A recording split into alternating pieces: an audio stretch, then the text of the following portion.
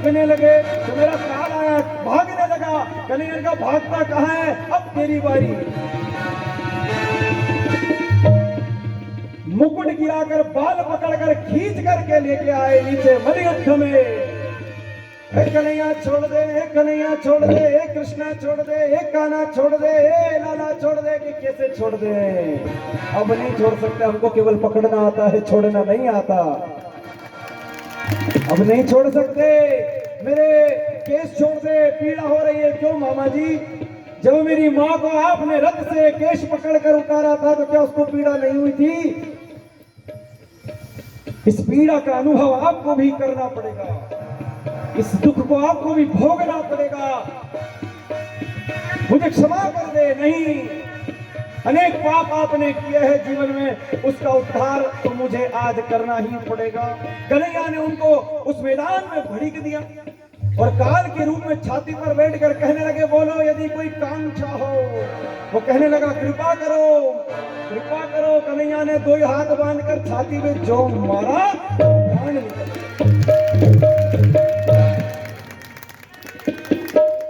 बोलिए बाल कृष्ण लाल की।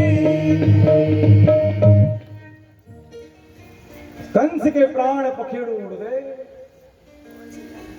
वातावरण तो इतना भयंकर बना दिया कि नहीं कंस मारा, हाँ धू कर।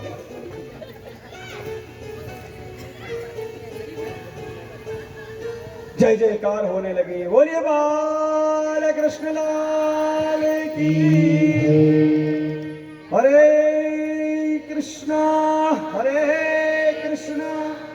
कृष्णा कृष्णा हरे हरे। कितने भाई थे? कंस 8 भाई थे। उसके बाद एक एक करके सब हर भगवान ने सबको सीताराम करा। 8 के 8 सीताराम हो गए। 8 भाई थे कंस, 8 को भगवान ने गति प्रदान कर दी। जय जयकार होने लगी, कन्हैया की जय जयकार होने लगी। उनकी पत्नियों को दुख हुआ।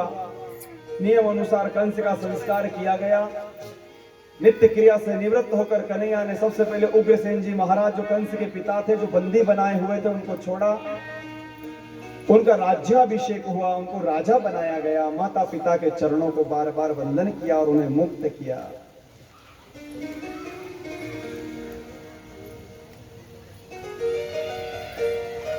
कारागार से मुक्ति मिली।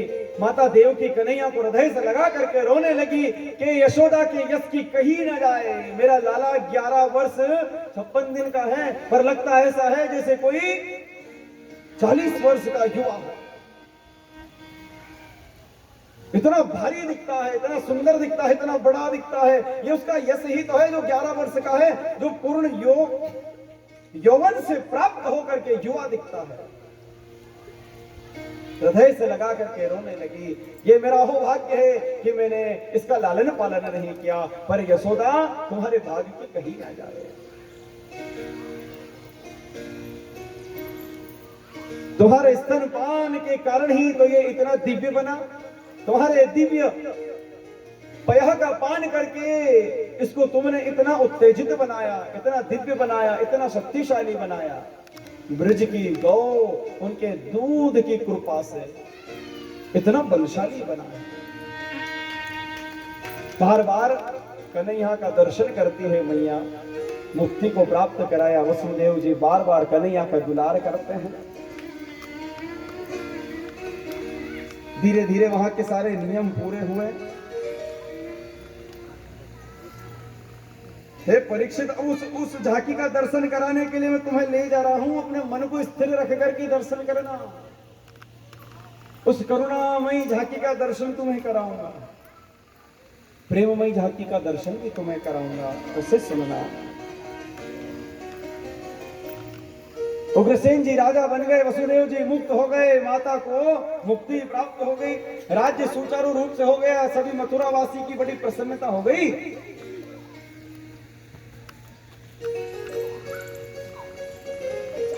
तब एक दिन वो आया करुणामय,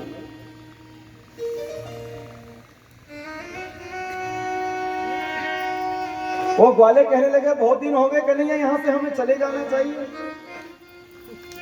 तुम जिस उद्देश्य से यहाँ पर आए थे वो उद्देश्य पूरा हो गया है। कंस की मुक्ति करनी थी, कंस मुक्त हो गया, कंस को मार दिया, अब हमें चलना चाहिए। नंद बाबा आदि सखा सभी कहने लगे कि अब हमें चलना चाहिए। हे परीक्षित,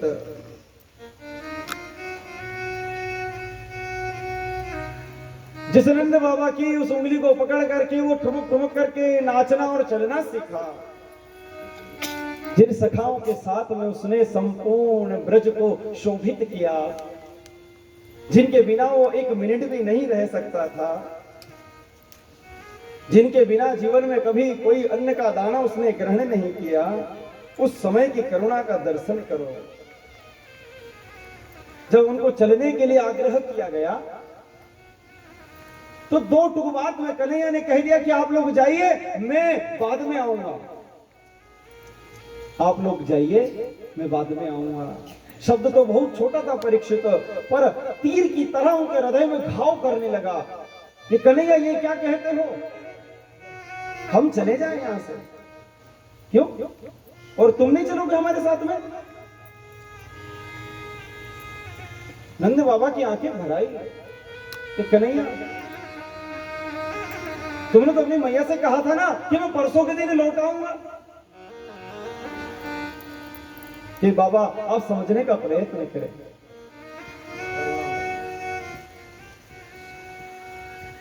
बाबा समझने का प्रयत्न करें, अभी कुछ लीला और बाकी है। इतनी बात जब उन्होंने सुनी तो छोटा सा गोप जो कह रहा था ना सबसे आगे, हे कन्हैया दिखा दे, वो उंगली पकड़कर कहने लगा, क्यों रे ठाकुर, तूने इतनी जल्दी मुख मोड़ लिया, और मेरे से क्या गलती हो गई जो तू कहता है कि तुम लोग चले जाओ? हमने कोई अपराध किया है? कोई पाप हुआ है हमसे? तूने ऐसा क्यों कहा कि तुम लोग चले जाओ, और तू नहीं चलेगा हमारे साथ में? अंक में भर करके कन्हैया को रोने लगा। करुण हृदय कन्हैया कहने लगे कि हे मित्र, हे बंधु, समझने का प्रयत्न करो, अभी बहुत कुछ लीला बाकी है। मुझे सभी को मुक्ति प्रदान करानी है, सभी के ऊपर कृपा करनी है, तुम चले जाओ। ऐसे करुण स्वर को सुन करके उसका हृदय वितीर्ण हो गया कि कन्हैया जो मेरे सिवा, जो मुझे कभी छोड़ता नहीं था, वो कहता है कि आज तू चला जा। वारे मित्र,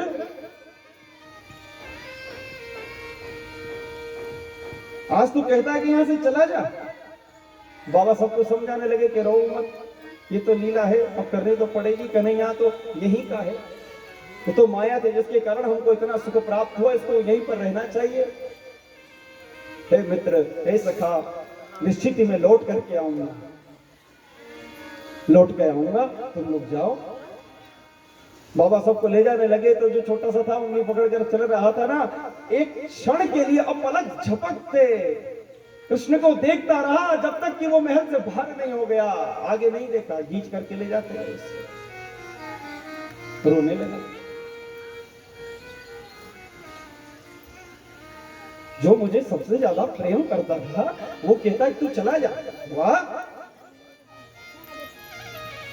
ठीक है, अब कभी तेरा दर्शन नहीं करूंगा अगर चला गया तो। रास्ता तो बहुत थोड़ा सा था, पर इतने भ्रमित हो गए कि सुबह से शाम हो गई पर वृंदावन नहीं पहुंच पाए।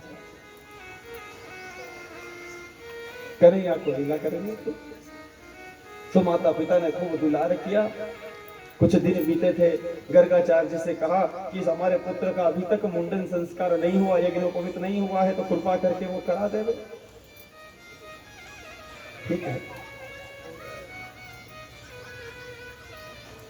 आचार्य कह रहे हैं कि हे परीक्षित, थोड़ा सा तुम्हें और इस झांकी के अंदर लेके चलता हूं, आनंद लेना। 11 वर्ष 54 दिन तक कन्हैया जब उस ब्रज में रहे ना, उस वन में रहे ना, तो वो कैसे रहे? माता उनको खूब तैयार करती थी, खूब दुलार करती थी, खूब प्रेम करती थी, मोर मुकुट लगाती थी, बेजड़ियां बांधती थी। पर फिर भी वो स्वीकार नहीं करते थे। क्यों? क्योंकि उनके जितने मित्र हैं ना वो नितांत गरीब हैं। तो उस बीच में उन्हें ये नहीं लगना चाहिए कि मैं बहुत बड़े बाप का बेटा हूं, इसलिए वो केवल उस काली कमरिया को ओढ़ करके रहते थे, पादुका नहीं पहनते थे। इनको ये नहीं लगना चाहिए कि मैं राजा का बेटा हूं। उसने अपने जीवन में कभी उत्तम श्रृंगार करके उनके बीच में जाकर के बड़ाई नहीं करी, और जैसा प्रसाद वो लेकर के आते थे ना वो उनके साथ में बैठ करके पाते थे। जिसके जीवन में एक वस्त्र भी ऊपर ना जिसको प्राप्त नहीं हुआ था ना, ऐसे मित्र थे उसके।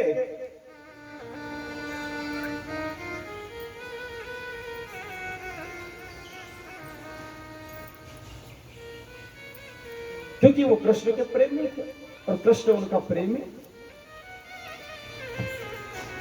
और उस प्रेम के सागर में इतने दुष्टों को मारा, तो किसी प्रकार का युद्ध नहीं किया, किसी को कष्ट नहीं दिया, कोई तीर धनुष बाण नहीं चले, केवल या तो हाथ से, वचन से, कृपा से कैसे भी उनको मार दिया। केवल बंसी का वादन किया, सिर्फ बंसी का वादन किया उस प्रेम के सागर में। दुष्ट भी आए तो उनसे कोई युद्ध नहीं लड़ा उन्होंने, ऐसे एक एक करके धीरे धीरे से सबको मार दिया।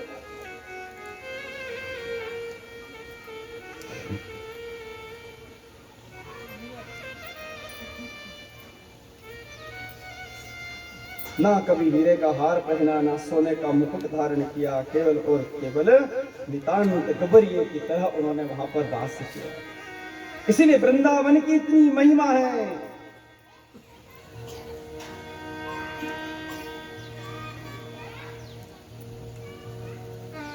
हरे कृष्णा कृष्णा कृष्णा हरे हरे।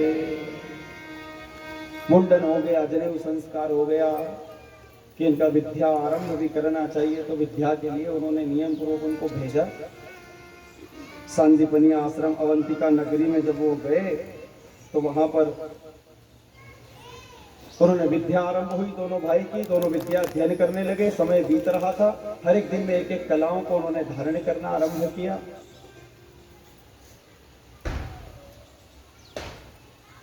बहुत ही कम समय में कन्हैया ने सब विद्या धीरे धीरे वहां पर अर्जन कर ली।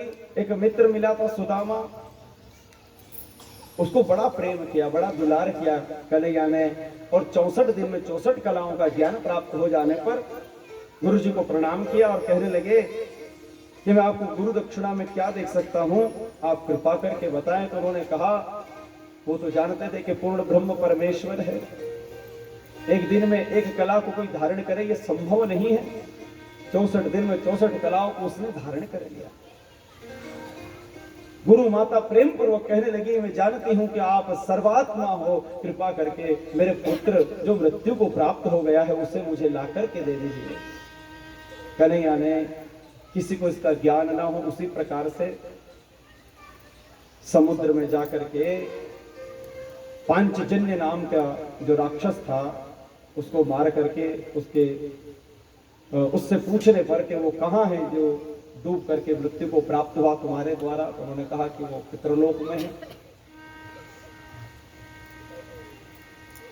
राक्षस को मार करके शंख लेकर के कन्हैया आए, पितृलोक में जाकर निवेदन किया धर्मराज से कि गुरु का पुत्र है, एक बार उन्हें दर्शन करा दे, उन्हें प्रदान करा दे। धर्मराज ने आज्ञा स्वीकार करी, गुरु और माता दोनों को उस पुत्र का दर्शन कराया, उसको गति प्रदान करी, मुक्ति प्रदान करी कन्हैया। और वहां से आशीर्वाद लेकर के कन्हैया फिर से आ गए मथुरा। जब मथुरा में वो वापस आ गए तो पूर्व जैसी चंचलता उनके अंदर नहीं थी, पहले जैसी चंचलता उनके अंदर नहीं थी। मोह में रहने लगे थे कन्हैया, गुम रहने लगे थे कन्हैया, एक स्थान पर बैठे रहते, ध्यान में रहते थे। एक दिन माता ने विचार करा कि आज के लिए कन्हैया देखता नहीं है, बोलता नहीं है, कहीं आता जाता नहीं है, बड़ा उदास रहता है, आज मैं इसके लिए स्वयं भोजन बनाती हूँ और भोजन की थाल सजा करके जाऊंगी, कन्हैया कुछ मुझसे बात करे, कोई मुझसे थोड़ी सी बात करे।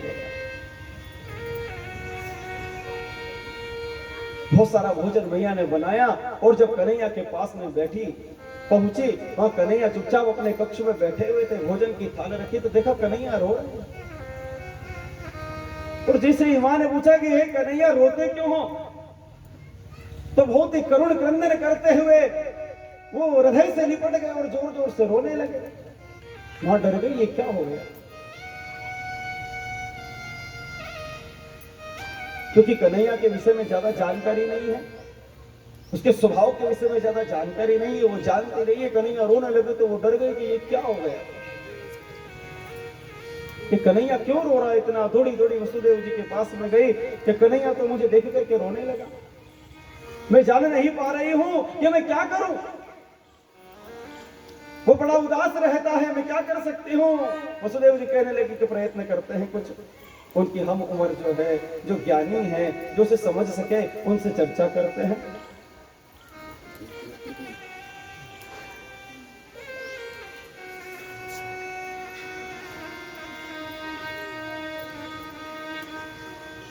वसुदेव ने विचार करा कि उद्धव बड़े ज्ञानी हैं, बड़े अनुभवी है, यदि हम उनको भेजे कन्हैया के पास में, उनकी मन की बात करेंगे, उनसे उनकी मन को समझेंगे और कोई हमें आधार मिल जाए जिससे कि हम कन्हैया को प्रसन्न कर सके, तो वो प्रयत्न करेंगे। तो करुणा के सागर जो चुपचाप बैठे हुए थे, वहां उद्धव जब गए तो उद्धव कहने लगे कि हे गोविंद, आपके दुख का कारण क्या है, बताइए ना, मुझे पता है आप तो ब्रह्म है। तो उसको हृदय से लगा करके कन्हैया रोने लगे और कहने लगे, उद्धव मोहे ब्रज बिसरत नाही,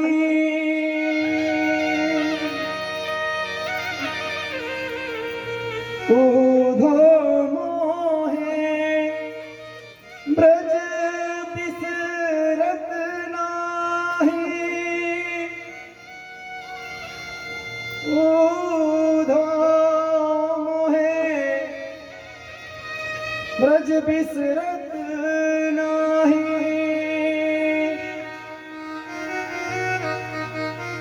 हंस सुता को सुंदर कलरव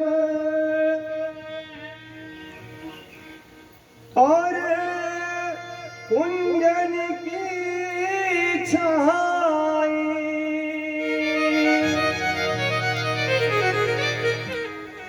उद्धव में बार बार प्रयत्न करता हूं पर मैं भूल नहीं पा रहा हूं, मैं ब्रज को याद कर रहा हूं,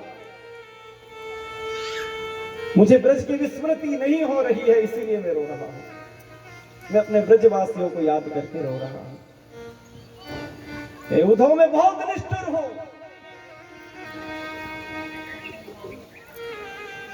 उन निर्मल मन वाले गोप सखाओं को मैंने दुख दिया, जो जीवन में मेरे बिना कभी एक पल नहीं रह सकते थे, उनको मैंने बस एक ही बात कह दी कि तुम यहां से चले जाओ, और वो चले भी गए। बस ये दुख है मेरे अंदर।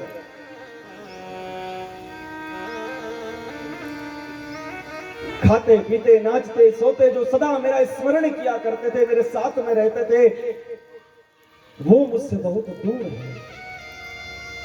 उद्धव मेरे मन में बस यही दुख है।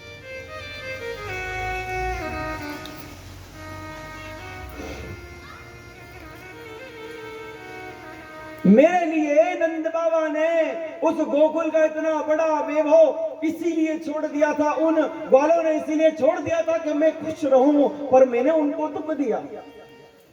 वो मेरी प्रसन्नता के लिए अपने घर छोड़ दिए, अपना गांव छोड़ दिया उन्होंने मेरी प्रसन्नता के लिए, मेरी रक्षा के लिए, और मैंने उनको छोड़ दिया। मैं बहुत निष्ठुर हूं। जिस दिन मैं भोजन कम करता, उस दिन मां वैद्य को बुला लेती कि आज इसने भोजन कम क्यों किया, और मैंने अभी तक उससे ये नहीं पूछा कि तूने भोजन किया कि नहीं।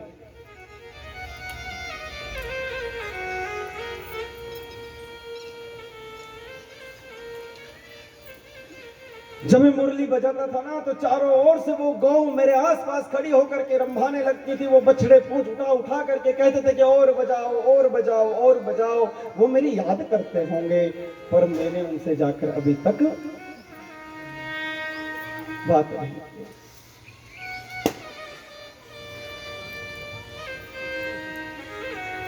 जिसने सर्वस्व मेरे ऊपर लुटा दिया, मैंने उनसे कह दिया कि तुम यहां से चले जाओ, और वो चुपचाप चले गए। बस इसी कारण मैं दुखी हूं। और मैंने मां से कहा था कि मैं परसों के दिन लौट करके आ जाऊंगा। मैंने उससे झूठ बोला, इसका पाप मुझे लगेगा, इसलिए मैं रो रहा हूं। क्या मैंने अच्छा किया उद्धव? मैंने उन सबको बहुत दुख दिया है, इस कारण से मैं रो रहा हूं। उद्धव, एक बार ब्रज में जाओ, एक बार वृंदावन जाओ और उन सबका समाचार लेकर के आओ और मेरा समाचार सुनाओ।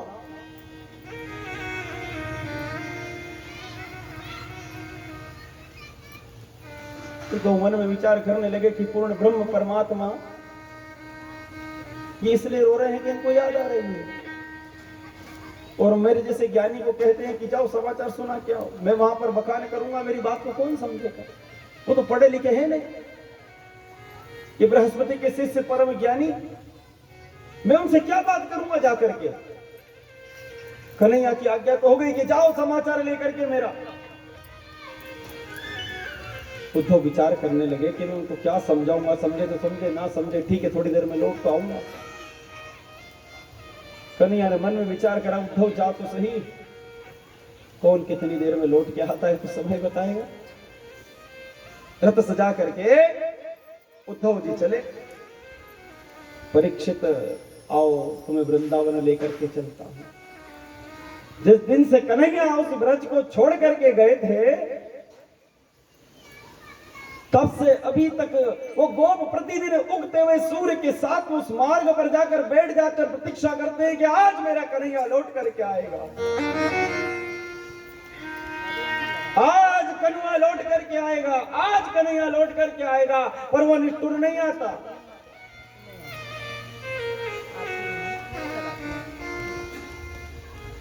किसी ने भोजन नहीं किया, शरीर सूखने लगा था। गौ ने चारण करना छोड़ दिया, छोटे छोटे बछड़ों ने खेल करना छोड़ दिया था।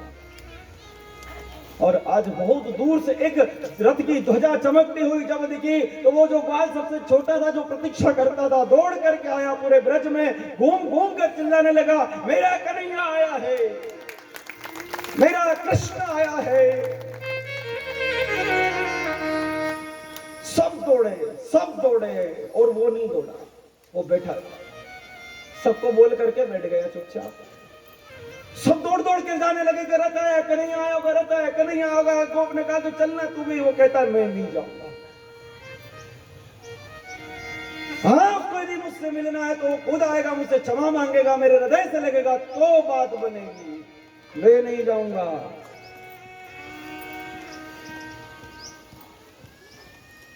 परीक्षित, डूब जाओ इसके अंदर। सब जने जब दौड़े दौड़े उस वन की सीमा तक पहुंचे और रथ पास में आया तो क्या देखे, जो बैठा था ना कि मैं नहीं जाऊंगा, सबसे आगे आके खड़ा हो गया। एक गोप ने कहा कि तू तो कह रहा था कि मैं नहीं आऊंगा, तो क्या पहले उसको हृदय से लगा तो बात हुआ। एक बार उसको मिल तो दो, फिर बात करो। जैसे रथ पास में आया, देखा तो कृष्ण तो नहीं, तो उसके अंदर तो एक पुरुष बैठा है, उद्धव उसका नाम है।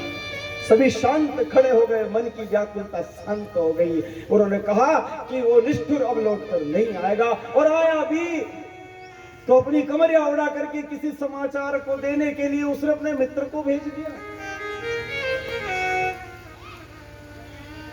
हे मनमोहन, इतना दुख देना ही था तो प्रेम किया क्यों?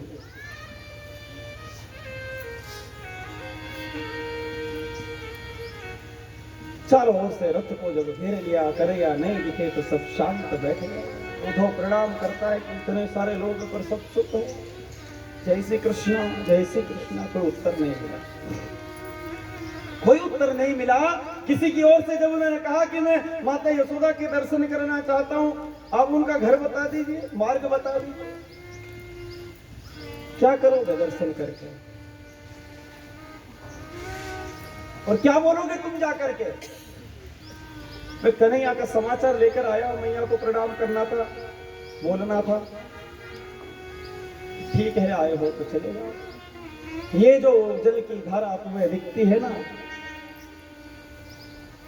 ये जल की धारा जिस मार्ग को जाती है, इसके साथ साथ में चले जाओ उधर, और इसे कोई नाली मत समझ लेना। ये नंद बाबा और मां यशोदा के आंसू हैं, इसे कोई नाली मत समझ लेना। जब से वो ठाकुर छोड़ के गया है, उनकी आंखों से बहने वाली अश्रु धारा है जो जमुना जी में जाकर मिलने लगी है। अब तो पर वो निष्ठुर लौट के नहीं आया। उद्धव का ज्ञान तो यहीं पर थोड़ा थोड़ा सा घूमने लगा, रथ से उतर गया कि जहां पर अश्रु की धारा से जल प्रवाह होने लगा है, मैं वहां पर रथ में चढ़कर नहीं जा सकता। दौड़ा दौड़ा उद्धव गया, महल के पास में पहुंचा तो वहां तो बिल्कुल सन्नाटा था, कोई भी नहीं था। द्वार खोलकर अंदर गया, बिल्कुल शांति थी। एक आवाज आ रही थी, हरे कृष्णा हरे कृष्णा कृष्णा कृष्णा हरे हरे, हरे कृष्णा हरे कृष्णा कृष्णा कृष्णा हरे। एक गोप ने कहा था कि मुझे वहां जाओ ना, थोड़ी जोर से बोलना, माता दिखे तो, क्योंकि आजकल वो सुनती कम है। जब से ठाकुर उन्हें छोड़ के गया, दिखता कम है और सुनता भी कम है, सुनाता भी कम है। तो जैसे उसने सुना कि यहाँ माता बैठी है, देख लिया माता बैठी है, जाकर कहा जय श्री कृष्णा, थोड़ी जोर से बोला, माया जय श्री कृष्णा। ए चिल्ला मत, मेरा कन्हैया अंदर सो रहा है, उठ जाएगा, चिल्ला मत। उठो, विचारों पड़ गया, ये क्या हो गया, अंदर कैसे सो सकता है? उसे तो मैं वहां मथुरा में छोड़कर आया, उसने मुझे यहाँ पर भेजा, वो अंदर कैसे सो सकता है? मेरा लाला सो रहा है। उद्धव को पकड़ करके ले गए, मैया देख मेरा लाला सो रहा है, पर नहीं दिखा तो गिर गई, रोने लगी। जब से छोड़कर गया, बस यही बात रहती है कि लाला सो रहा है। हे उद्धव, मैं क्या करूं?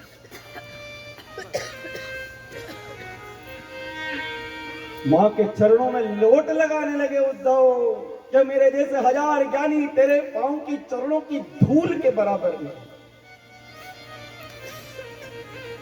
बार बार प्रणाम किया। उद्धव के मन में विचार आया कि मैं क्या ज्ञान देने यहां पर आया था, क्या समझाने यहां पर आया था, कि प्रेम के आगे तो सब कुछ प्रवाह में डूब जाए। भूल गए वो क्यों आए थे। एक रात्रि भर कृष्ण लीला का दर्शन कराने लगी मैया। ये उद्धव, मेरे मन में दुख है कि एक दिन उसने मुझसे एक पकौड़ी मांगी और मैंने कहा कि जय जय का प्रसाद बना रही हूं, मैंने नहीं दी तो इसीलिए रूठ कर चला गया है शायद।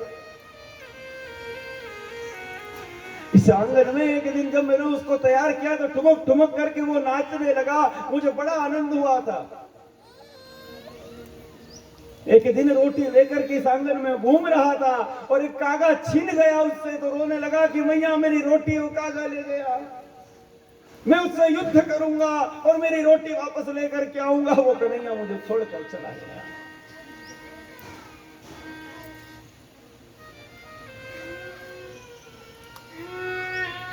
मुझे नहीं पता मैंने क्या अपराध किए जिसके कारण से वो मुझसे रुष्ट हो गया है, मुझे नहीं पता। इस आंगन के कोने कोने में बस मेरे कन्हैया की याद है।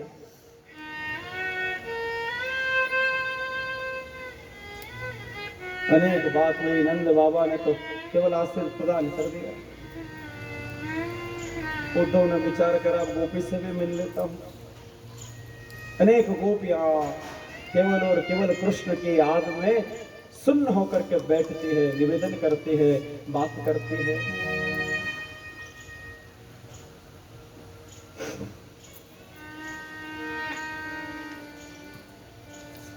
श्री जी कन्हैया का स्मरण करते हुए जब वहां पर बैठे थे, अनेक गोपियां उनके पास में बैठी हुई है। दूर से जाकर के उद्धव देखता है कि पहले मैं इनकी मन की स्थिति समझ तो जाऊं, उसके बाद इनसे बात करूंगा, नहीं तो फिर समस्या हो जाएगी। पहले समझू तो सही ये कौन है, ये क्या विचारधारा लेकर के बैठी है। जब उन्होंने देखा कि बहुत सारी गोपी बैठी है, अनेक बात कर रही है, जब पास में गए तो सुना एक गोपी कहती है, श्री जी आज मैंने स्वप्न देखा, इसमें कन्हैया मेरे घर आया था, माखन खाने पर जैसे आंख खोली वो नहीं था। दूसरी दौड़ी दौड़ी आई, कहने लगी जब मैं पनघट पे गई मेरी मटकी उसने फोड़ी, पर मैंने पकड़ने की कोशिश करी तो वो नहीं था।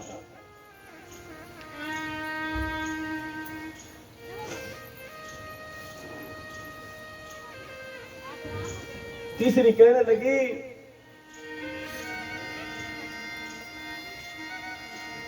कि मैंने उसे बड़े प्रेम से बुलाया भोजन करने के लिए, ठाकुर मेरे घर आया और जब मैंने उसके मुंह में ग्रास देने का निवेदन किया तो वो नहीं था। सिर होने लगे। एक ने कहा कि श्री जी आपने कोई स्वप्न देखा क्या, आपने कृष्ण को देखा, आपने कन्हैया को देखा? तो श्री कहने लगी कि तुम धन्य हो, तुम धन्य हो, तुम धन्य हो। स्वप्न है पश्यन्ति कांत धन्यास्ता सखियोषिता। तुम धन्य हो, मैं तुम्हारे चरणों को प्रणाम करती हूँ कि कन्हैया कम से कम तुम्हारे स्वप्न में आता तो है। निगोड़ा जिस दिन से गया है नींद ही चली गई, तो स्वप्न कहां से देखा?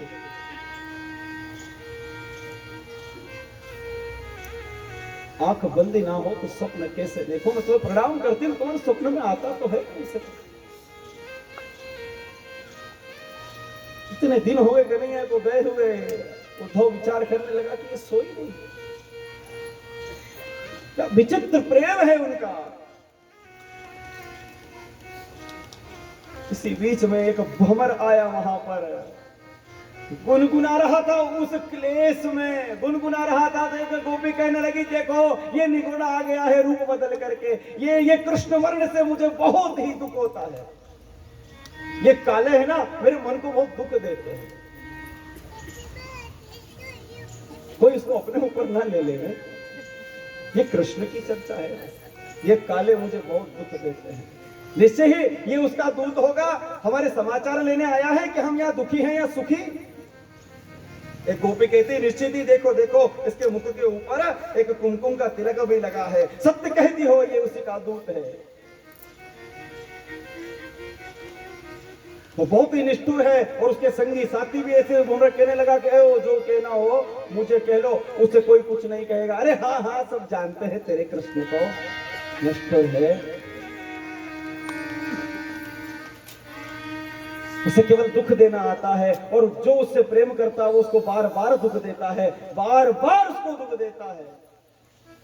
तो कहता है कि वो तेरा सखा तेरा प्रेमी है, क्या बिगाड़ा था? उस बाली ने छुप करके मारा उसको, तेरे कन्हैया ने मारा उसको छुप करके,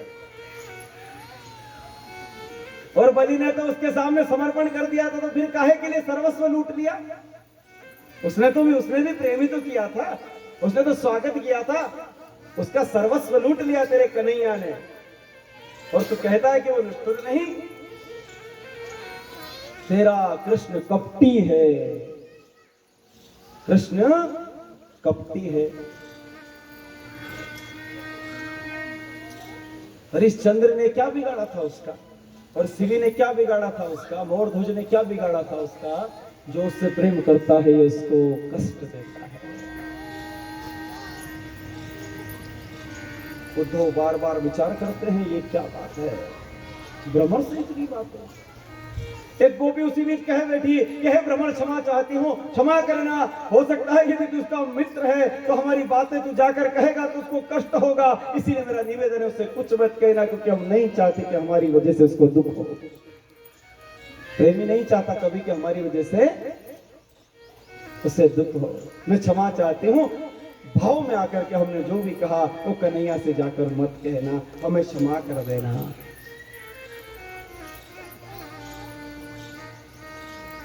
उद्धव चरणों में आके प्रणाम करने लगे, बार बार नमस्कार करने लगे, कहने लगे मैं आपके भाव को प्रणाम करता हूँ, नमस्कार करता हूँ, हे सखी, हे गोपी, मैं आपकी प्रेम की तुलना किसी से नहीं कर सकता, आपके समर्पण की तुलना किसी से नहीं कर सकता, पर आप भी ये बात समझ जाइए कि वो कृष्ण पूर्ण ब्रह्म परमेश्वर है, वो अखिल निखिल है, वो सृष्टि का करता है, वो ब्रह्म है, वो आदि अंत अनंत है, आप इसे स्वीकार कर लीजिए। गोपी हंसने लगी कि उद्धव क्या बात करता है, वो निखिल सृष्टि का करता है, ब्रह्म है, पूर्ण ब्रह्म है, ईश्वर है, हम नहीं मानते।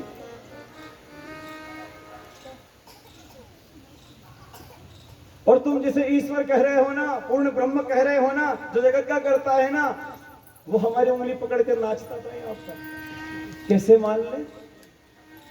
अरे हमने तो उसे एक एक गिलास लोटे की छाछ दही पर नचाया है, पूर्ण ब्रह्म को कोई नचा सकता?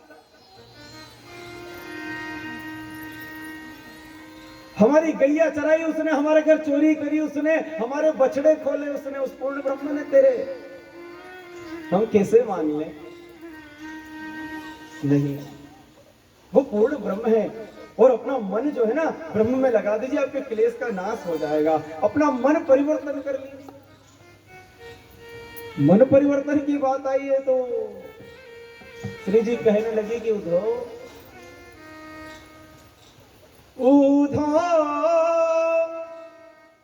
मन ना भये 10-20,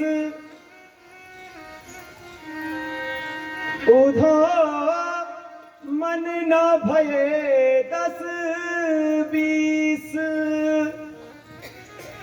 एक हथू सो गयो श्याम रंग अब आधारे ईश। तो कहता है कि मन परिवर्तन कर ले। मन के 10-20 होते हैं जो अलग अलग जगह लगा दे। एक मन था जो उसके साथ में चला गया और अब कुछ भी नहीं हो सकता। कृष्ण तन कृष्ण मन कृष्ण ही हमारा धन है। आठों याम उधो हमें कृष्ण सो ही काम है। हमारे तो आठों याम केवल कृष्ण ही है और कोई नहीं, केवल कृष्ण। जो थोड़ी देर के लिए गया था ना, बहुत दिन बीत गए चर्चा करते करते, और इतना प्रेम रस प्राप्त कराया गोपियों ने उनको, इतना ज्ञान दिया कि 7 महीने बीत गए वहां पर। और उनके ज्ञान की जो गुदड़िया थी वो घड़ी हो गई। उद्धव ने बार बार प्रणाम किया कि हे गोपगणों, मैं तुम्हारे चरणों की रज को प्रणाम करता हूं, मैं तुम्हारे चरणों के लायक भी नहीं हूं। हरे कृष्णा कृष्णा कृष्णा हरे हरे।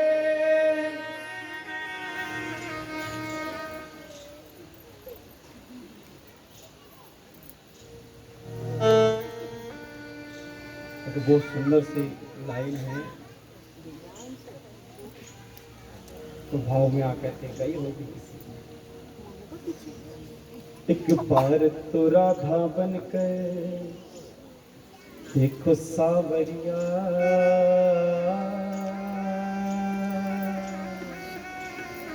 राधा ये रो रो। एक बार तो राधा बनकर देखो ये सावरिया, राधा ये रो रो।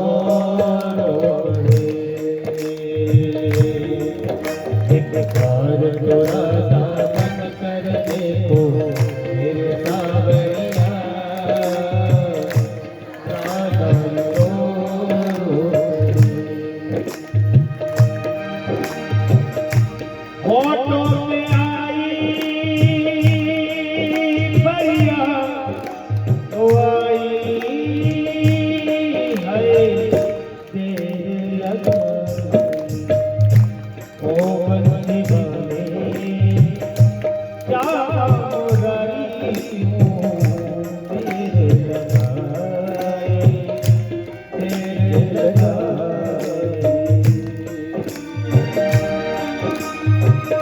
एक तो कन्हैया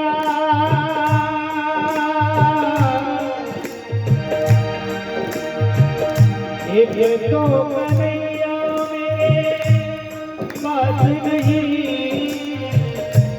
तुझे मिलने की आस नहीं,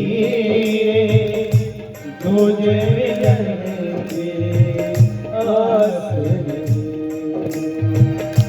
उसके लिए सावन आया,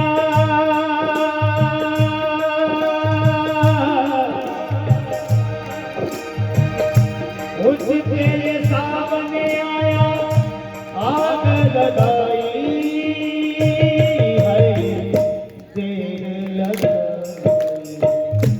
ओ बंसी वाले क्या मुरारी तेरे लगाए, तेरे लगाए।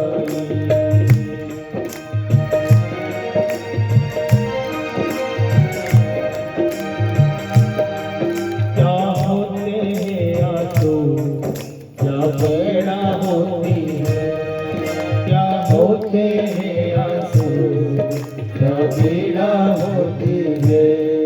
क्यों दर्द होता है, क्यों आंखें रोती है, क्यों दर्द होता है, क्यों आंखें रोती है। बार बार बहार के तो मेरे सावरिया, राधा रो रो करे। बार तो आसान कर दे तो मेरे सावरिया, राधा रो रो करे, राधा रो रो करे, राधा रो रो करे।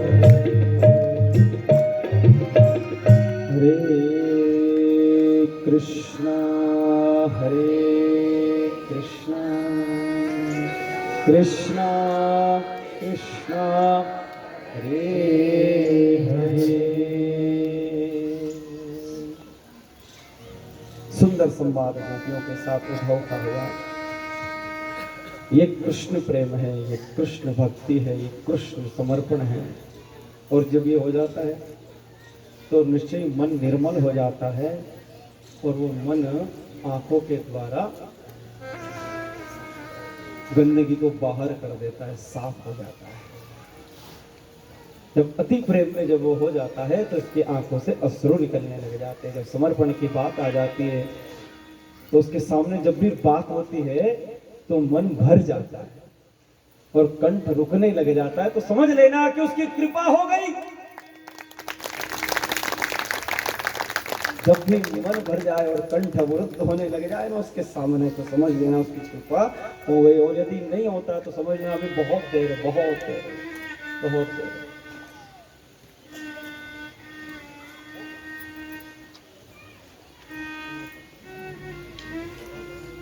भाव तो बहुत है, भाव बहुत है, पर उस भाव को कहाँ पर समर्पित करना है, कैसे समर्पित करना है, बस यही कृष्ण प्रेम है।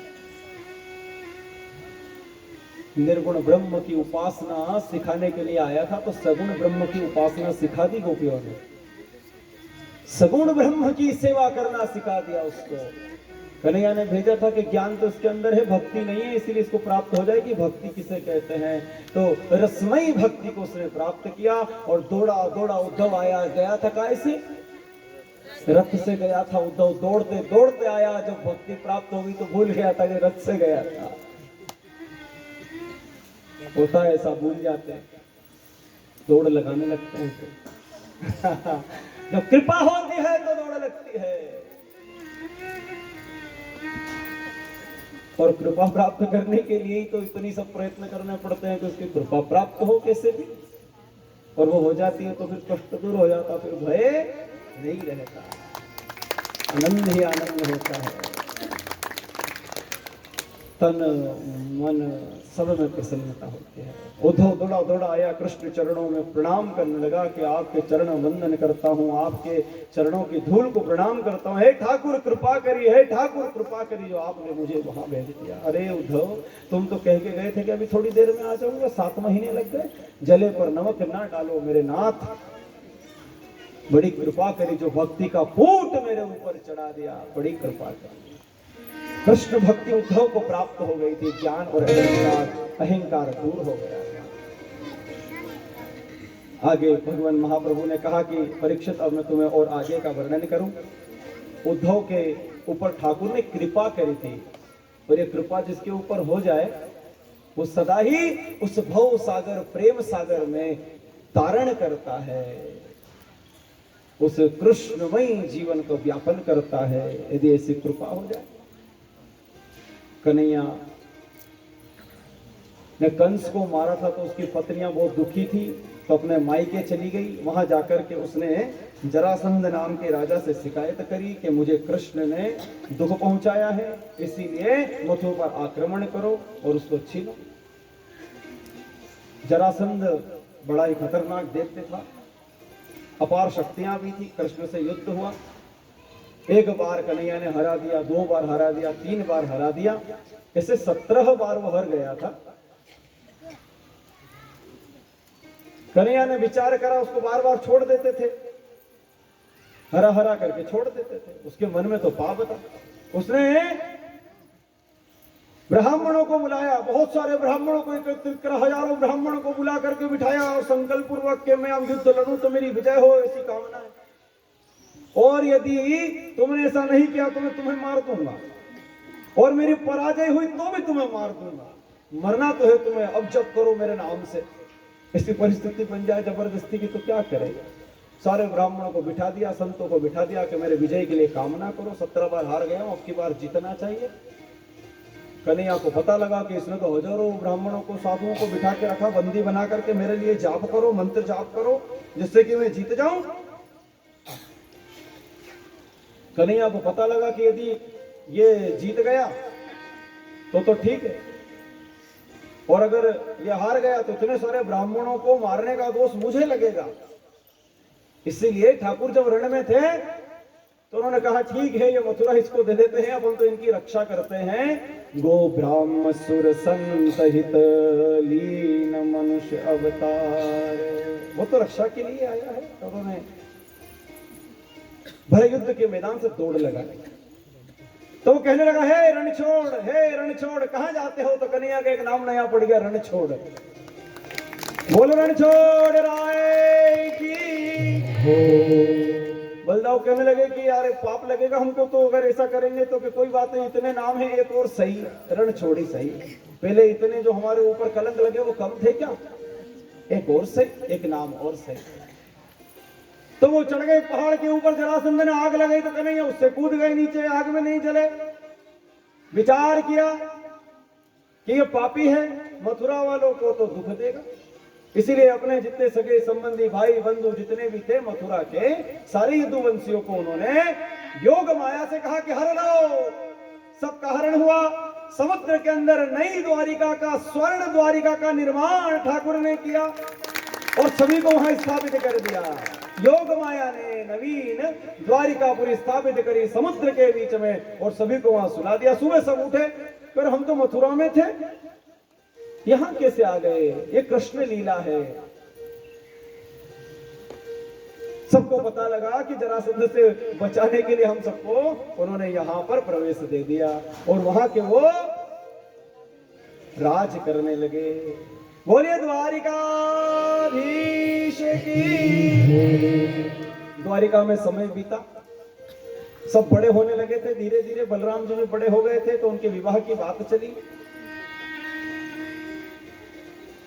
रेवती जी के साथ में बलराम जी का विवाह हो गया, समय बीता था। हे परीक्षित, अब मैं तुम्हें सुंदर झांकी का दर्शन कराता हूं। भीष्मक नाम के राजा है, कुंदन कुंड में रहते हैं, वास करते। उनकी एक पुत्री है जो जलाशय से उनको प्राप्त हुई थी। एक दिन वो स्नान करने सुबह सुबह गए, उनकी पुत्री नहीं थी, पुत्र था। एक दिन स्नान कर रहे, संध्या वंदन कर रहे, तो जैसे ही डुबकी लगाकर बाहर निकले तो उनके हाथ में एक कमल के पत्ते के ऊपर पुष्प सहित कन्या की प्राप्ति हो गई और वो बड़े प्रसन्न हुए। इतना सही से कन्या प्राप्त हो गया। प्रसन्न हृदय से घर आए, कहने लगे ठाकुर कृपा हुई, भगवान कृपा हुई, नारायण कृपा हुई, हमारे घर पुत्री भी आ गई। उसका नाम उन्होंने रखा रुक्मणी। रुक्मणी जी भी बड़ी होने लगी थी और निरंतर कृष्ण कथा तो सुनती रहती थी। कृष्ण कथा सुनते सुनते उनके मन में प्रेम हो गया था, बड़ा प्रेम हो गया था रुक्मणी जी को कृष्ण लीला से। पिता ने एक दिन विचार किया कि ये बड़ी होगी, इसका विवाह करना चाहिए, तो स्वयंवर रचा जाए। तो उनके भाई थे रुक्मी जिनका नाम, उन्होंने विचार किया कि मेरे मित्र हैं, मैं उनके साथ में इसका विवाह करूंगा, ऐसा मेरे मन में विचार है। अब पिता ने कहा कि स्वयंवर रचा जाए, तो पिता की बात कैसे टाले। पर बड़े भाई आकर रुक्मिणी से कहने लगे, देखो मैंने अपने मित्र से वचन दे दिया है, मैंने अपने मित्र को वचन दिया कि मैं अपनी बहन का विवाह तुम्हारे साथ कराऊंगा। और उसका नाम था शिशुपाल। शिशुपाल उनका मित्र था रुक्मी का।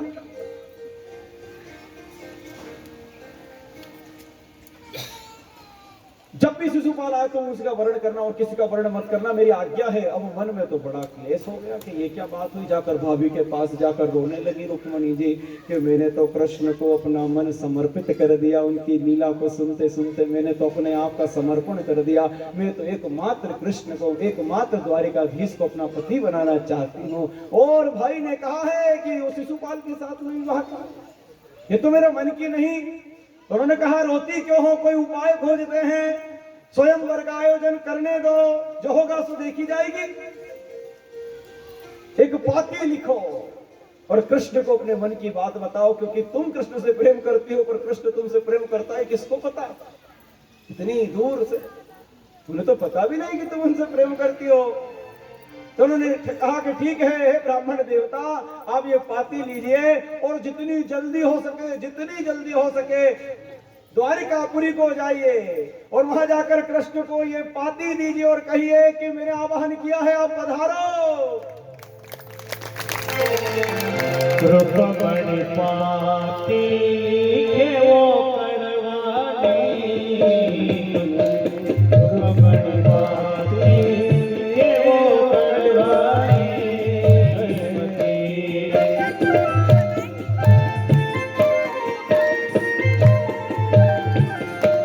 अब सब वेगा वेगा मारा द्वारिका राजा, अब सब वेगा वेगा मारा द्वारिका राजा।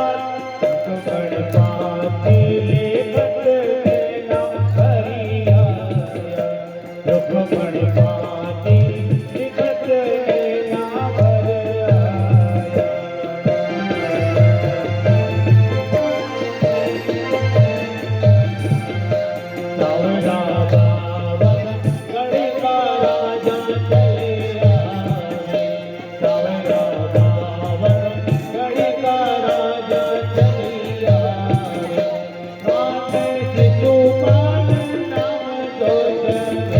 को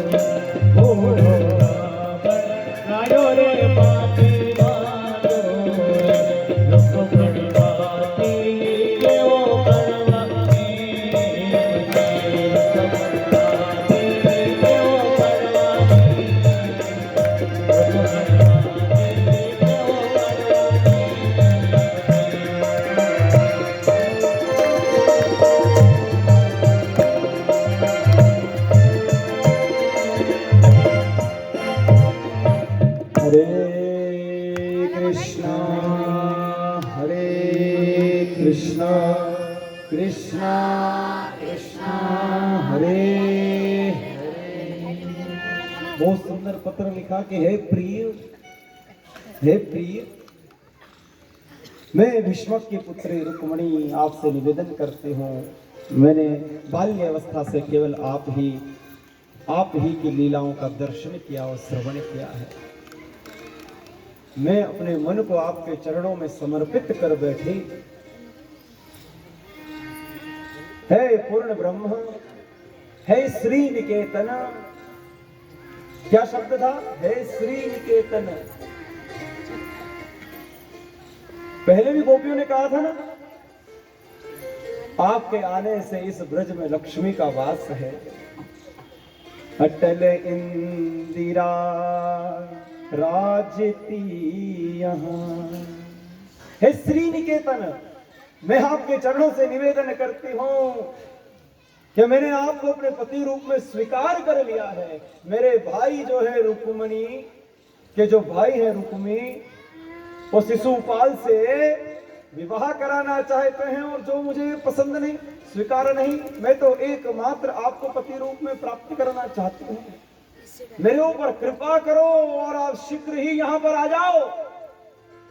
यदि ऐसा नहीं हुआ तो मैं अपने तन का त्याग कर दूंगा। भोजाई के कहने पर ऐसा पत्र लिख दिया तो भोजाई से मना के रखा करो, कभी कभी बात बन जाती है। हाँ, ध्यान रहे। थोड़ो से तो बना ही देते हैं, खैर बात